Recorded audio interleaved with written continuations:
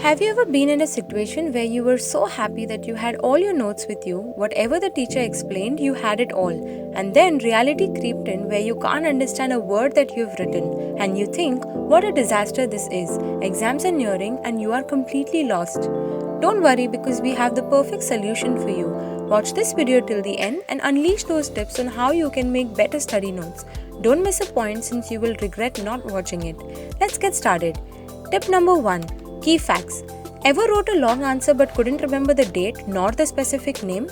An answer always holds value when you mention its key points, and to do so, you need to jot down all the key facts while you're studying. Tip number 2. Use highlights. A little color to your notes is always better and less boring. So, start highlighting your notes whenever you sit to study. You can also prefer having a code color for all your answers. Tip number 3. Remember the golden rule. While studying, make sure to look at your notes immediately after you organize them. Studies show that those who don't review will forget 40% of information learned after the first 24 hours and 60% after 48 hours. Tip number 4. Write your own notes.